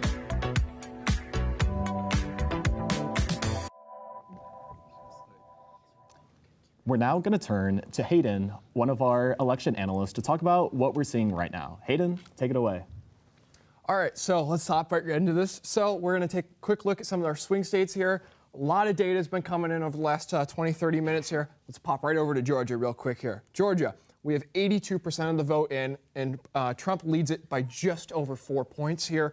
We take a look at some of our big counties in Georgia. Hop over, take a look at Fulton County, 71% for Harris in Fulton County. She's underperforming by about 1. And if you look at DeKalb, 81%. she's doing about 2 points underperforming, and that's about 80% in out of their 82%. And in our friends up here in Cobb County, 56% in Cobb County, which is about where she was doing in 2020. So slight underperformance by Harris in the suburbs around Atlanta and in the Atlanta metro. So we'll take a little bit at that later. Let's pop over to Savannah really quick. Chatham County takes a long time to get votes in, but Harris is still holding strong there in Chatham County compared to her 2020 results.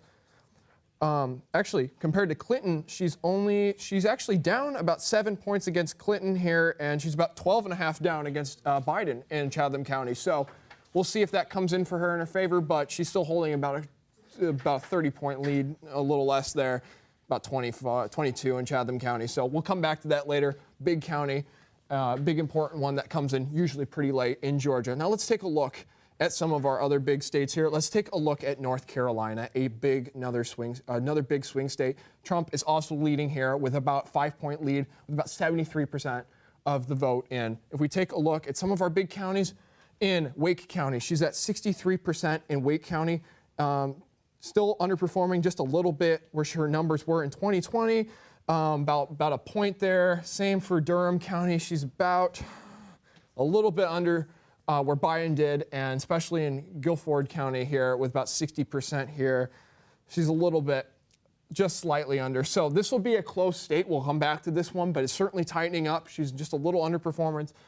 Trump is doing very good in some of the counties around, Charlotte here and Greensboro and all that. So we'll take a look later, but it's going to be a close one there, about 75% of the vote in, and it's still a slight 5-point lead for Trump. Now, I just want to mention some big pluses for the Trump campaign. Talk about that. Florida, he won Florida by 14 points tonight with 96% of the vote in. That is a 10-point increase over 2020. So Trump won Florida by about 4 points in 2020. He won it by about 14. Performed great in some counties here in Miami-Dade and in Duval County. So great performance by the Trump campaign there. So I'm sure they will be very thrilled about that. If we take a look back on our map here, let's go to Michigan. This is a big swing state here.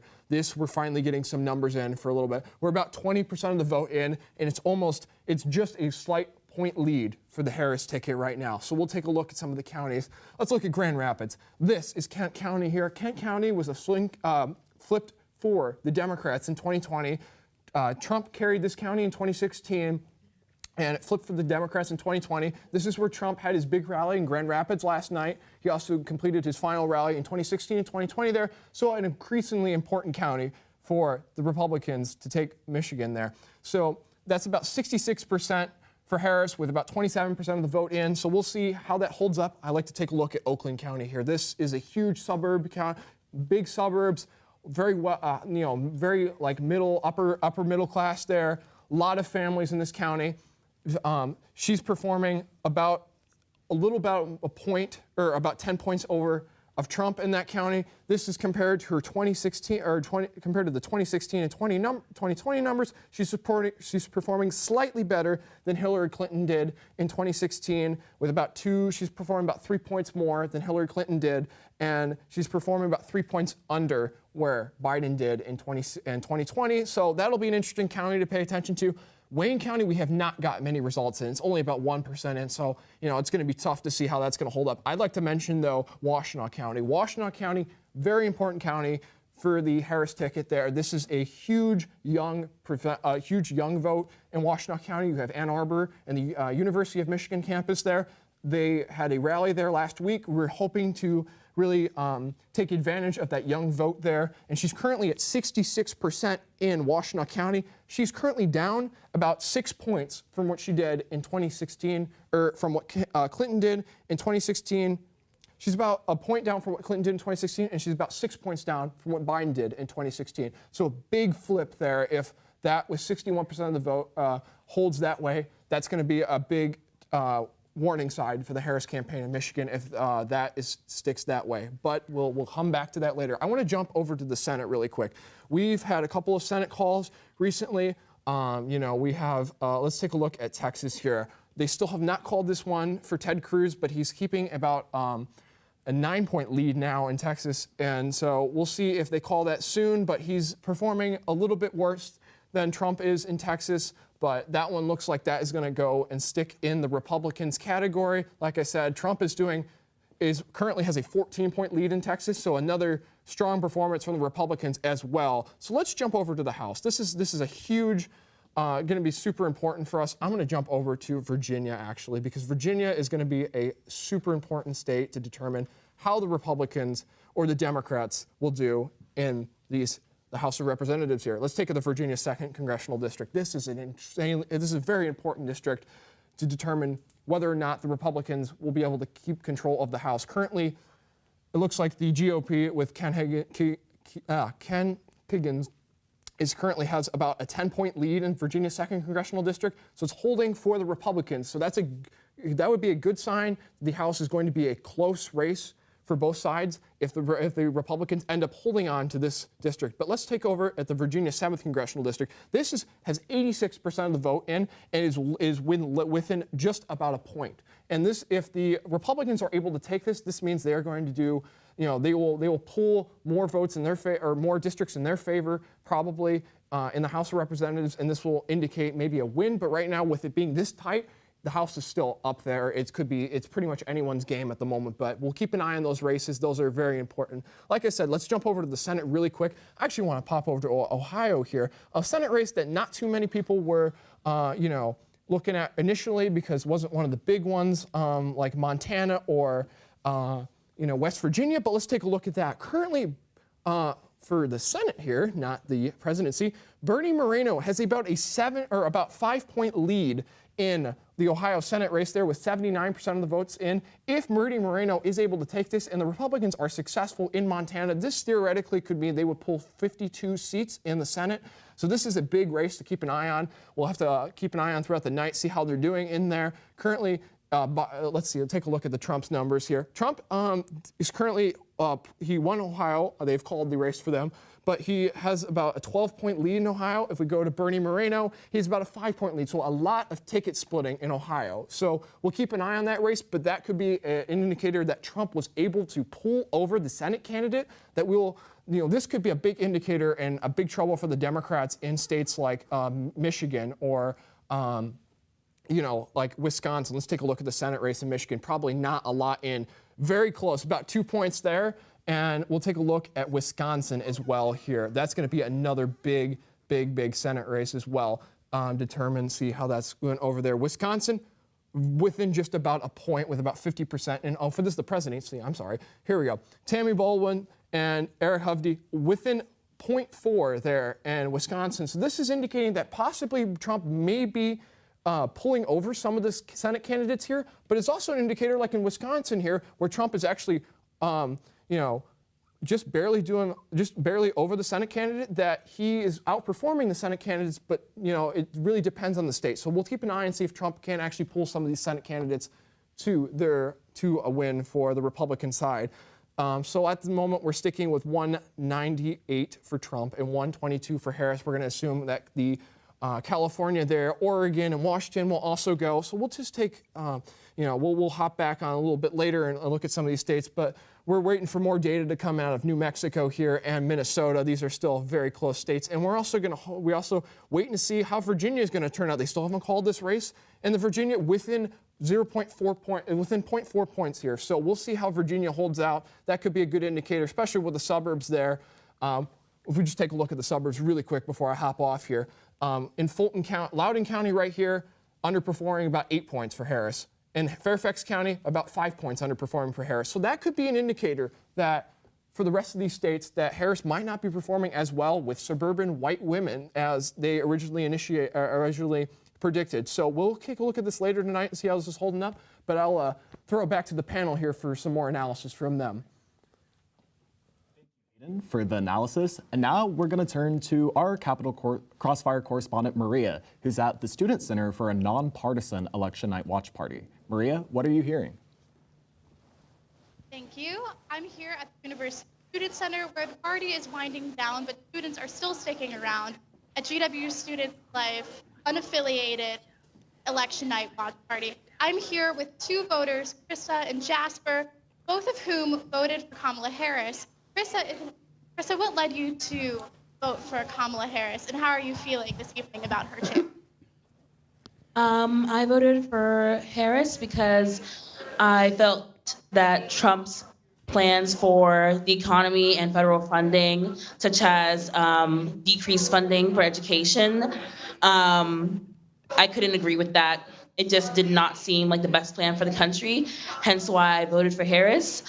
In my opinion, I think it's a pretty close race, but I think that Harris has a good chance of winning. Jasper, same question to you. Why did you choose to vote for Kamala Harris, and how do you feel about the results that we've seen so far? I'm not going to ruin your runtime by going through all of them, but the main ones are, I think that she is going to be a very sort of tough but fair customer on the diplomatic stage, making sure our allies are up to snuff and our enemies know where we stand.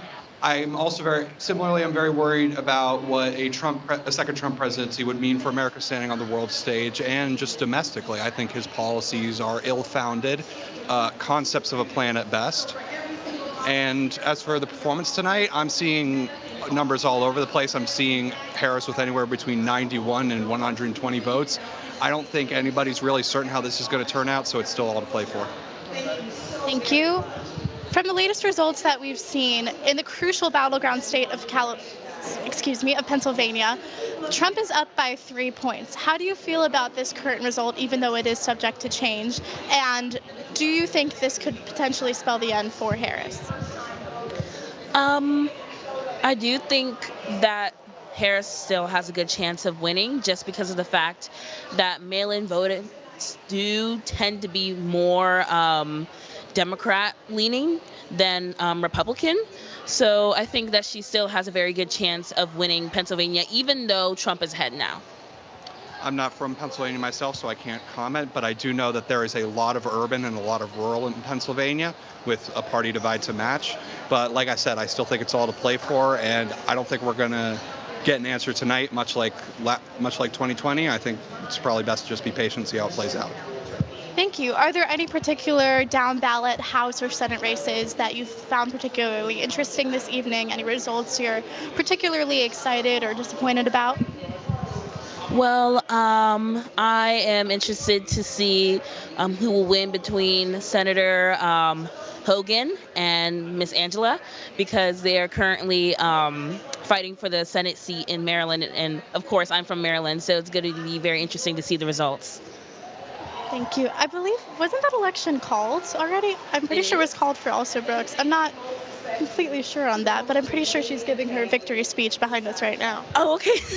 That's really good because I voted for her. Okay, that's good. Fantastic. And what about you? Any particular Senate or House races? Well, I mean, Elizabeth Warren's going back to the Senate, which is good to see, and I know my family in New Jersey is very excited with some of the people they're sending to the Capitol. Fantastic. Thanks so much. Is this sort of the result that you expected when you woke up this morning? Are you surprised, disappointed? And regardless of who wins, how do you think you're going to feel when this process is over? I don't feel much different from this morning as I feel now, just because you never know the full results of the election until at least like 1 or 2 days later. So honestly, I'm excited to see what happens. Do I think that this election is going to have a very big effect on the country? I think it will, but hopefully it won't be as troublesome as what happened after the last election. Yeah, sort of similar. I expected the unexpected. I'm a little disappointed that the forecasting seems to be a bit confusing and all over the place. It felt very hurry up and wait this entire evening. But as I see it, as long as we manage to figure out where all the electors stand before January 6th, 2025, then the process could continue as normal. Thank you so much. Reporting from the University Student Center, I'm Maria Condren. Back to you.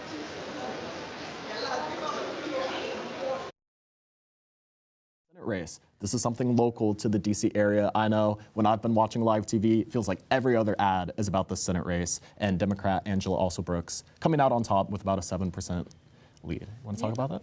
Yeah, I think that this is a really important race, not only because Angela Alsobrooks is accomplished, she is smart, she is qualified, but she also is a very representative person that could be winning this race.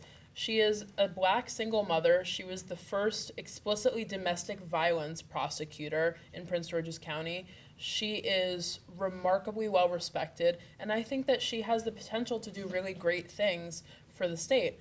I also think that it's impeccable that she beat a very popular Republican governor, Larry Hogan, who is an interesting kind of Republican because he was a never Trump guy. He didn't vote for him in 2016, not in 2020, and not now, he said. And I think that that's really interesting that Marylanders chose to elect a Democrat over a more moderate Republican option. Granted, I am happy that they did. I am a Democrat. I hope that the Democrats can maintain a majority in the Senate, although I'm not really sure how likely that is. So overall, I'm really happy with how this particular race turned out. Yeah, and you know, when it comes to the example of Senator-elect Alsobrooks, which is so exciting to say, by Senator-elect Senator-elect Alsobrooks. I think that the example that she has on young budding folks, particularly who want to pursue a role in public service, this is someone who believed in herself, right? Who was up against a lot of money and a sitting United States congressman in the primary, beat him, and then has now defeated, again, a popular Republican governor who, by the way, had a lot of money backing him. Yeah. And so I think that this is a true testament.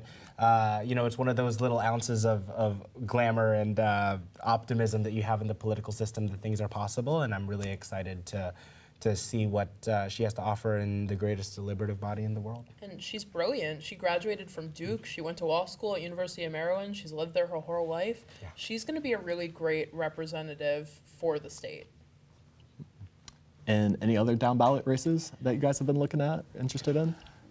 In New Hampshire, I am, you know, I don't know if my eyesight is good enough, but former Senator Kelly Ayotte has been elected governor of New Hampshire. I think is really interesting. It's not particularly, again, a shocker considering that the incumbent governor is the incumbent governor is a Republican, Chris Sununu. But I think that you know, there's certainly a lot of split ticket voting in New Hampshire right now, especially since you know, the AP hasn't called New Hampshire, but New Hampshire seems to be trending toward Vice President Harris by a few points. I also thought it was really interesting to talk about the two so-called vulnerable incumbents whose races still haven't been called yet in Senator Sherrod Brown of Ohio and Senator Jon Tester of Montana. Again, I think that I really look to the model of 2022. I know that even in a state like Nevada with Senator Cortez Masto, it was quite a nail-biter for the days succeeding the election to see whether or not Attorney General Laxalt was going to get elected. And I think we're seeing the same here, right? We have a number of incumbents who are facing some very credible challenges, particularly in states that are trending a lot more conservative than from whence these particular incumbents were elected 6 years ago. And I think it's going to be really interesting to see just how much these trends favor incumbents, or do they favor new ideas? Yeah, and I was particularly concerned with elections in Arizona, like Kyrsten Sinema, who was a formerly Democratic senator who left the party to be an independent. She's not running for re-election. The people who are running are Ruben Gallego for the Democrats, and then we have Carrie Lake, who lost for governor in 2020, a notable election denier, Trump supporter. Right now, Gallego is actually in the lead, which might bode well for Harris, which could be really interesting to see. I was also looking at Bob Casey in Pennsylvania, because Pennsylvania, as we all know, 19 electoral votes, a very important state in this election. Casey, the Democrat, is currently winning. It's not marked safe yet, but he is winning. And then in California, LaFonza Butler, who replaced Senator, what was her? Feinstein, Dianne Feinstein. Yeah, she is not running for re-election, but Adam Schiff, notable congressman, has won that election. So these are all like really important races that we should be paying attention to. And there are, of course, plenty of others, but many of them are safe because they are reliably one party or another states. Bernie Sanders won. In Jersey, we talked about Andy Kim, Kirsten Gillibrand in New York won. Not a ton of surprises in some of them, but some of them can be really interesting. Yeah. And so I want to get a little bit of a vibe check from y'all. We're almost 2 hours into our broadcast. A lot has happened. We kind of have now a bit of a clearer picture of how the presidential race is going. How are you feeling right now? I'm stressed, to be so honest. I am so stressed that the reproductive rights of women could potentially go away this time 2 months from now. That's really, really, really weighing on me at this point. I am still optimistic that Harris has a path to victory, but the idea that so much safety that I've become used to is at stake and could go away is really nerve-wracking. I feel really, really scared for the women who don't have as much access to reproductive health care as I do, who don't have the financial resources, who have unsupportive families, things like that. And I really hope that for their sake she wins, not only for my own. However, I think that it's important to still look on the bright side and not get too glass half empty right now. There is a path forward. Kamala Harris could still win this election. It is too early to call. Definitely gotten narrower, though. Yeah, it's gotten narrower, but 2020 wasn't a big margin either. So as long as she can pull off those 270 electoral votes, that's what matters. And regardless of who wins, this was a safe and secure election, even if the winner that comes out is Donald Trump. And that's what's important to know. Absolutely, and I want to echo Mara's thoughts and also point to, I think that it is surprising, to say the least, the particular results that come out. I think there's a lot of folks, myself included, who wrestle with just how much is the current numbers and the amount of precincts that are reporting indicative of what the election result is going to look like. And I think it's a waiting game, and I think both campaigns obviously have a path to victory, and it's going to take a little bit more to sort of get a clearer picture therein. The worst part of our electoral system is how much waiting there is to it, to be honest. Yeah. It would be so lovely if we could just snap our fingers and get a result like that, but unfortunately we cannot. So for now, we sit on our hands and we wait. Right. And that's kind of, it's the only path forward. Some of us have been visibly stressed all week, myself included. So hopefully that comes to an end soon, regardless of who wins. Yes. When do you guys think the election will be called? There are so many variables, and it's so tight that I don't think that it will be called before Friday. In totality. Right. We'll have some predictors, but I don't think that it will be finite in what answer we get until Friday, for sure. Late Thursday maybe, but Friday, I think. Yeah. Do you have any thoughts? Yeah, I think it all depends on the margin with which whoever's elected president wins. I remember that in 2020 it took 4 days for Pennsylvania to be called. Now, granted, we've gotten better with counting ballots. There are less mail-in ballots to wait for, and so that sounds promising for folks who want to see a result, maybe not after 4 days following casting your vote. Yeah. I'm included, Mara. I think you'd put yourself in that little pool of people. The sooner the better, to be honest. I think it's really interesting, if we could talk for just a brief second about Iowa, now that it's been called for President Trump, that this was a really big scare to folks on the Republican side just about 2 days ago when J.N. Seltzer, an A+ rated pollster, put Vice President Harris 3 points ahead of President Trump. And I know this was a very joyful moment for Democrats. And I think that, again, when we're talking about polls, even the most credible of polls may tend to overestimate or underestimate support. And so polls are fun to look at, but I always like to say that the best indicator for the results of an upcoming election is just talking to people and asking them about the issues that affect them and concern them the most. And the thing about this election is anyone who tells you that they know who will win or that they have a good idea of who is going to win, they're lying to you. This election is so tight that you could predict anything you want and probably would still be wrong, to be honest. Yeah. The fact that Iowa got any foreshadowing for Kamala Harris was honestly incredibly shocking from a Democrat's perspective. I'm sure the Republicans, as you said, were scared out of their minds that Kamala Harris could potentially take Iowa. To be honest, I'm not surprised that it went red. That's historically just how it's trended. They have two very, very conservative senators. They have Joni Ernst and Chuck Grassley. And to be honest, the weighting of it all, some of it you can predict and some of it you can't. Waiting on Iowa was not something that I was stressing about, to be honest. Yeah. I do think that the Seltzer poll is could have been interpreted as a sort of microcosm of different other demographics outside the state of Iowa. And I think that we should be checking on that as the night progresses. Yeah, very fascinating stuff. Again, Harris at one point looked like she was up 3 in Iowa to now being down by, looks like now 14%. It's a lot. It is. Yeah. All right. It's 56.5 Trump to 41.9 for Harris. I don't know if anyone else here is surprised by that. I am certainly not. Yeah, we definitely haven't seen a miss from her like that before. Yeah. But we're going to turn now to our election analyst, Hayden, to give us an update on what we're seeing. Hayden, take it away. Hi, everyone. All right, so let's jump in. I just wanted to real quick mention the New York Times has a forecast for the outcome, the little meter or whatever. Figured I'd bring that up. Currently, they have Trump at an 87% chance of victory. But more interesting for me, actually, is the margin they have of 251 to 336 for Trump. So let's take a look and see how that actually looks on the map itself here. So this is what the map looks like right now currently. But let's hop over to 270 to win here. So this is what we've got looking the map currently. So let's just make some assumptions here.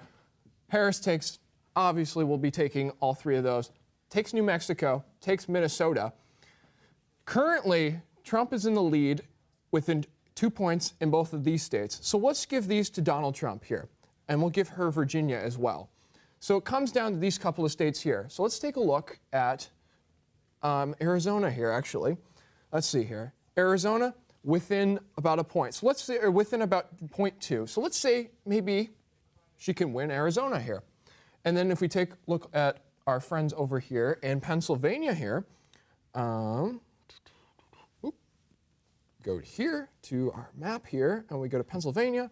She's within about 3 points. So let's say he takes Pennsylvania then. So basically at this point, we've gotten 269 to 238. So let's say that happens. She's going to have to run the table on everything else here to get 269. Also, plus that should be set that way to get 270 right there. So we're going to pay attention. She's going to have to hope that that gap in Pennsylvania closes closer than 3 and does better, and she ends up performing better in Wisconsin, Michigan, Nevada, and that late numbers coming in from Arizona. Let's jump back to Arizona, though, because those numbers are coming in a lot quicker than I originally, and many of us were actually anticipating those numbers to come in, which is good for everyone at least. So let's take a look at Arizona here.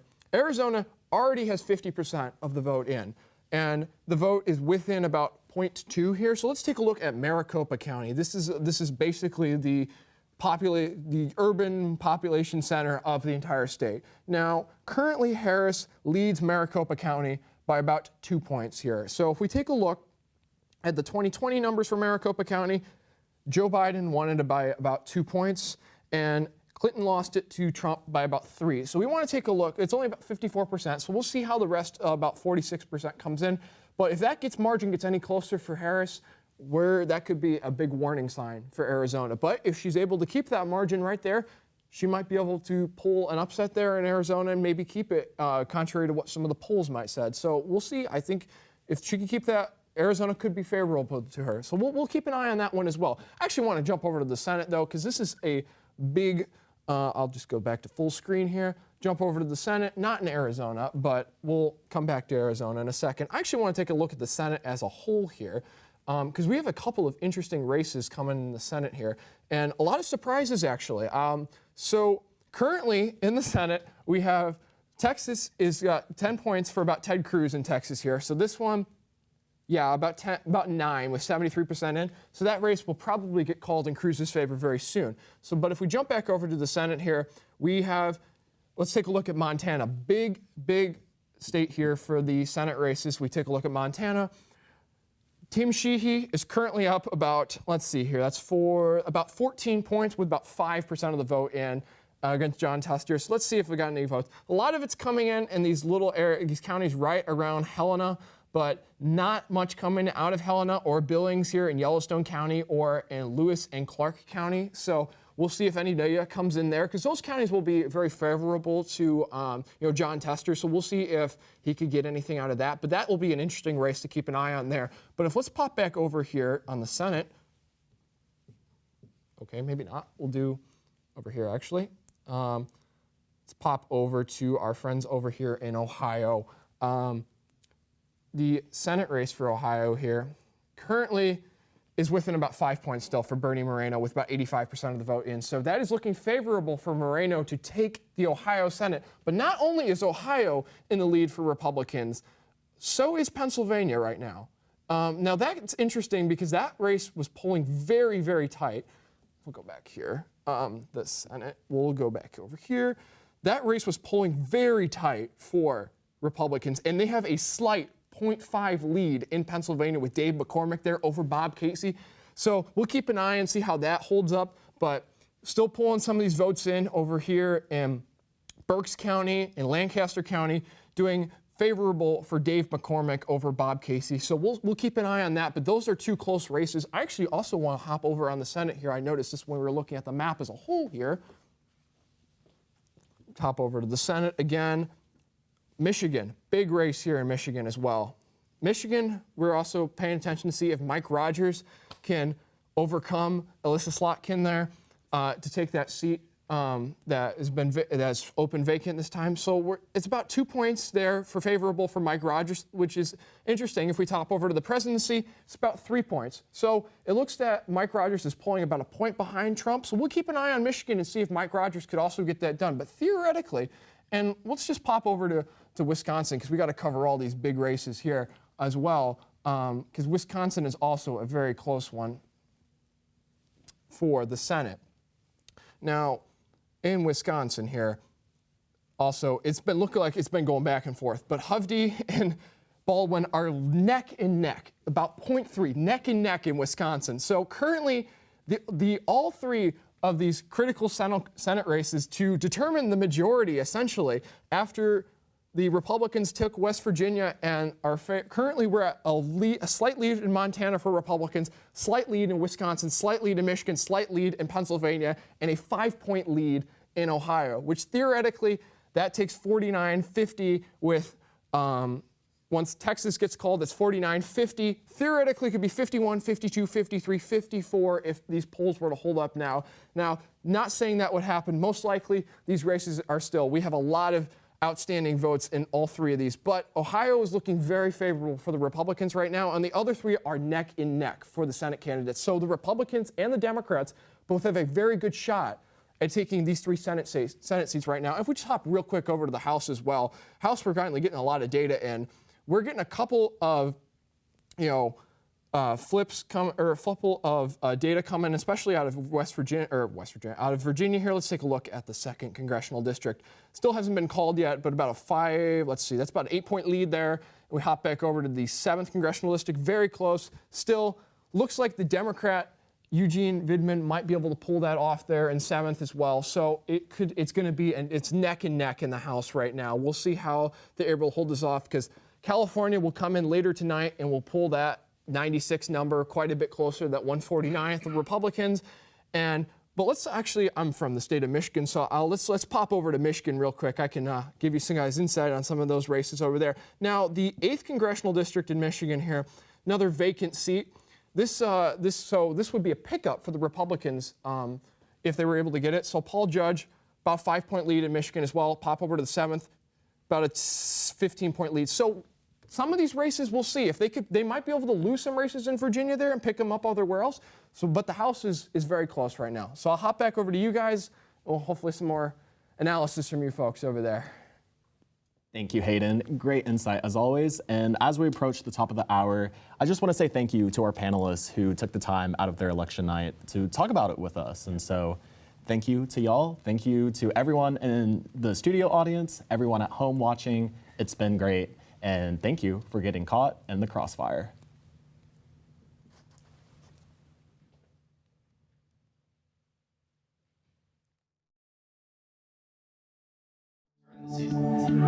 Five, 4, 3, 2, 1.